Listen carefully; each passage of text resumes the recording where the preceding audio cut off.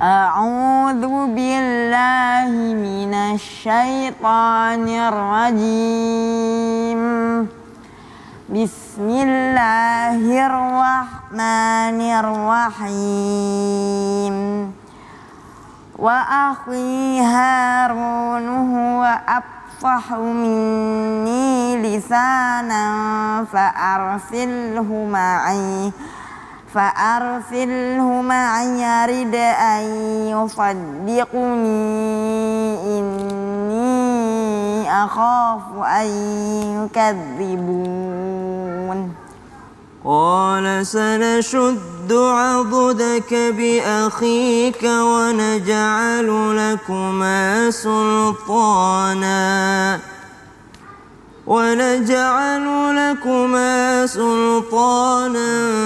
فلا يصلون إليكما بآياتنا أنتما ومن اتبعكما الغالبون. Sadaqallahul azim. Surah apa itu, Najah? Al-Qasas ayat 34 dan 35. Artinya, dan saudaraku Harun, dia lebih fasih lidahnya daripada aku. Maka utuslah dia bersamaku untuk membenarkan perkataanku. Sesungguhnya aku takut mereka akan mendustakanku. Dia Allah berfirman, sungguh kami akan membantumu menguatkanmu dengan saudaramu. Maka pergilah kamu berdua dengan membawa ayat-ayat kami, mukjizat. Mereka tidak dapat mencapai kamu berdua. Sesungguhnya kamu dan orang yang mengikuti kamu berdua yang akan menang. Masya Allah, tabarakallah. Ini sebahagian ataupun sepenggal kisah daripada dua orang bersaudara yang diutus oleh Allah Subhanahu wa Ta'ala, yang mana Nabi Musa alaihi salam ketika diutus oleh Allah Subhanahu wa Ta'ala untuk mendakwahi Fir'aun, maka Nabi Musa alaihi salam berdoa dan memohon kepada Allah, waj'alli waziran min ahli, meminta agar ada kalau waj'alli waziran ahli surah Thaha. Masya Allah, sambungan dari Rabbi syrah li sadri wa yassir li amri wahlul 'uqdatam min lisani yafqahu qawli waj'alli wazira min ahli. Jadi Nabi Musa memohon kepada Allah agar diberikan asisten atau pendamping daripada keluarganya. Maka diutus pula lah Nabi Musa alaihissalam, wa akhi Harun huwa afsahu minni lisana. Dan Nabi Musa pun mengakui bahwa Nabi Harun itu lebih fasih lidahnya daripada aku. Karena ternyata dalam riwayat disebutkan bahwa Nabi Musa alaihissalam khawatir. Ketika kekhawatiran Nabi Musa ini tergabung dengan dua kekhawatiran. Yang pertama, khawatir ketika mendakwahi Fir'aun yang sangat beringas pada saat itu, yang tidak pandang bulu pada saat itu, anak kecil saja bisa langsung dibunuh oleh Fir'aun. Bagaimana dengan orang yang mendakwahinya, orang yang menantang daripada Fir'aun? Maka Nabi Musa khawatir, itu yang pertama. Khawatirnya Nabi Musa yang kedua, khawatirnya lisannya tidak sefasih daripada Nabi Harun alaihissalam. Makanya diutus berdua dengan saudaranya, itu Nabi Harun alaihissalam. Maka kakak kandungnya. Jadi kakak kandungnya Nabi Musa yaitu Nabi Harun alaihissalam. Maka Allah Subhanahu wa Ta'ala mengizinkan mereka berdua berangkat kepada Fir'aun. Lalu Allah Subhanahu wa Ta'ala menekankan kepada mereka berdua, antuma wa manittaba'akumal ghalibun. Kamu dan orang yang mengikutimu itulah yang akan menang melawan Fir'aun tadi. Subhanallah, Masya Allah, tabarakallah. InsyaAllah mudah-mudahan kita bisa mengambil banyak pelajaran dari ayat-ayat Allah Subhanahu wa Ta'ala, wabil khusus di bulan Ramadan ini, di bulan Al-Quran ini. Allahumma arhamna bil Quran. Masya Allah, tabarakallah. Jamaah. Oh jamaah. Alhamdulillah. Alhamdulillahirabbil alamin. Kembali lagi di Islam Itu Indah, jamaah Islam Itu Indah dirahmati Allah. Masya Allah, alhamdulillah. Masih di Islam Itu Indah spesial Ramadan buat jamaah Islam Itu Indah di rumah. Kita ingatkan lagi, hari ini kita sedang membahas tentang tema ringankan beban orang lain, maka Allah akan ringankan bebanmu. Alhamdulillah. Nah, sebelum kita lanjut, kita akan melihat sebuah video tayangan tentang seorang kurir nih, diajak makan saat antarkan paket di desa. Masya Allah, ini di tayangannya nih. Cerita seorang kurir diajak makan di teras saat antar paket ke desa. Sebuah video seorang kurir disuguhi makan ketika mengirim paket di desa viral di media sosial TikTok setelah diunggah oleh akun @maskurir_stories pada Minggu 12 Februari 2023. Hingga Kamis 16 Februari 2023, video tersebut dan sudah ditayangkan sebanyak 5,5 juta kali di akun itu. Resiko kirim paket di desa, tulis pengunggah dalam keterangan video. Dalam video tersebut, ia memperlihatkan saat pemilik rumah menyuguhkan makanan di teras ketika cuaca sedang panas. Pemilik rumah menghidangkan nasi, ikan asin, sayur, dengan tambahan sambal yang disajikan di cobek. Kurir tersebut sempat merasa sungkan dengan perlakuan pemilik rumah, namun pemilik rumah mengaku tidak keberatan dengan kedatangan kurir. Masya Allah, tabarakallah. Nah, ini buat jamaah nggak boleh komplain dulu ya, karena ini videonya dibuat sebelum Ramadan. Jadi ntar ada yang, siang-siang makan. Enggak. Ini dibuat sebelum Ramadan. Memang viralnya dari sebelum Ramadan. Cuma sampai Ramadan ini masih viral. Masya Allah, luar biasa. Nah, sekarang kita lanjut nih, jamaah.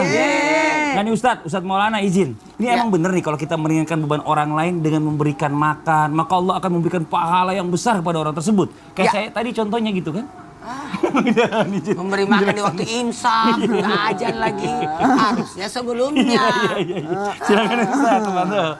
Izin Habib, Sasam dan Najah, Masya Allah, tabarakallah. Alhamdulillah Rabbil Alamin, Allahumma salli ala Sayyidina Muhammad wa ala Sayyidina Muhammad. Makasih banyak jamaah Islam itu Indah yang nonton tayangan kami sampai masuk suruk jam 6 kurang 7 menit ya. Suruk itu jam 5.53. Alhamdulillah, satu hal. Ketika orang membantu seseorang dengan memberi makan, nanti akan dipanggil oleh Allah dalam bentuk kemuliaan. Inilah yang pernah memberi aku makan. Bukan, kok Allah makan? Tidak, engkau memberi makan hambaku, seakan-akan engkau memberi makan aku. Itulah hebatnya, bentuk kemuliaan kepada orang yang suka memberi makan. Dan ketahuilah, ketika kita memberi makan orang, maka dirindukan surga. Senantiasa para mubalik, para ustadz menyampaikan, bahkan di mimbar Islam itu Indah, sering-sering kami sampaikan 4 golongan yang dirindukan surga.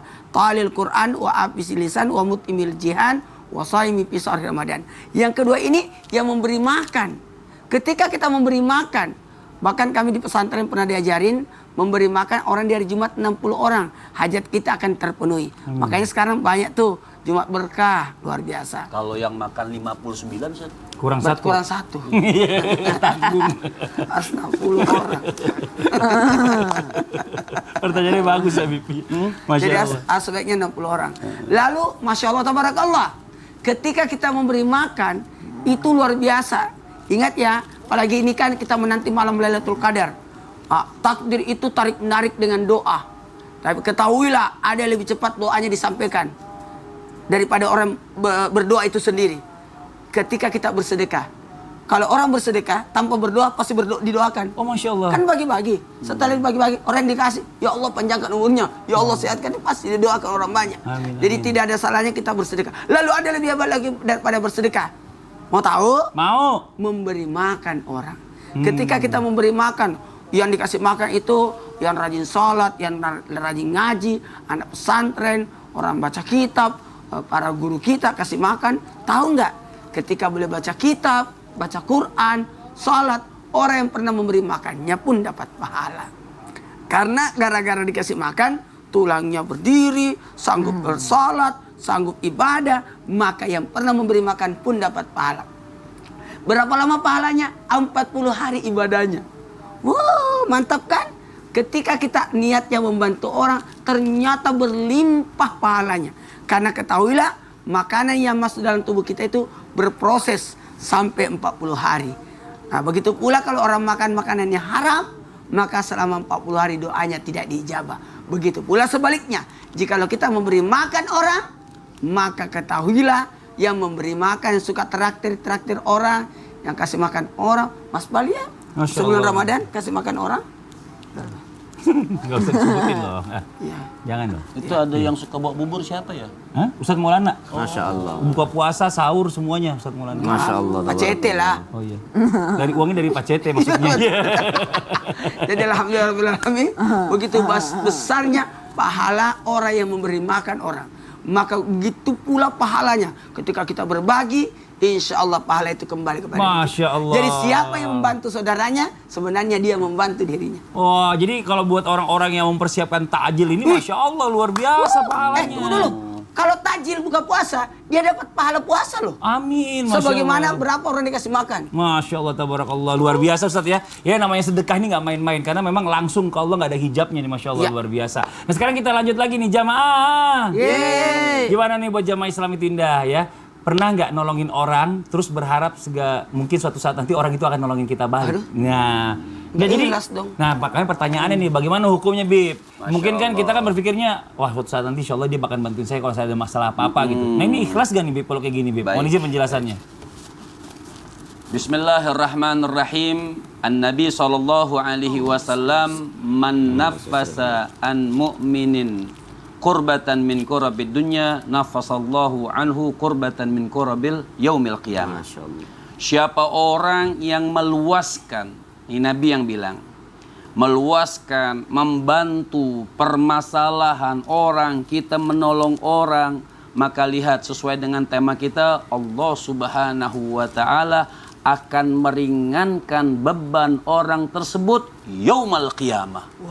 Masya Allah. Di hari kiamat akan dimudahkan oleh Allah. Karena itu hari kiamat masalah yang terbesar buat kita. Tapi dengan sebab pahala kita meluaskan, menolong orang tersebut, maka Allah Subhanahu wa taala akan ringankan urusan kita di hari kiamat nanti. Ayyuhal ibad yang dimuliakan oleh Allah Subhanahu wa taala. Wa man yassara ala mu'sirin, dan orang yang mempermudah orang lagi punya kesulitan nih.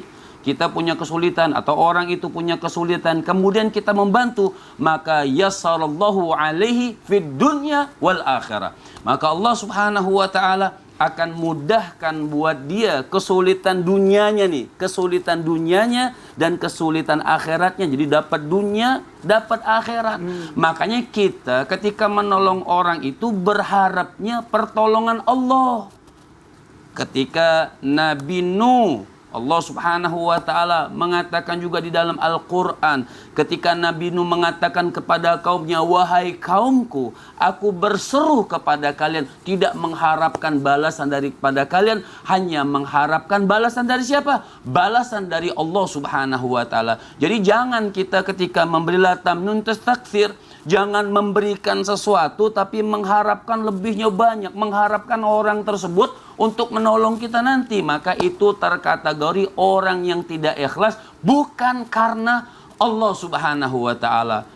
Bisa jadi kekecewaan sama Maulana Mas Fadli Sasyam. Kita bisa nolong orang. Ketika kita menolong orang dengan berharap orang tersebut akan menolong kita. Ketika kita kesulitan, maka orang tersebut tidak nolong kita, maka kecewa kita. Kenapa? Karena kita berharapnya pertolongan manusia.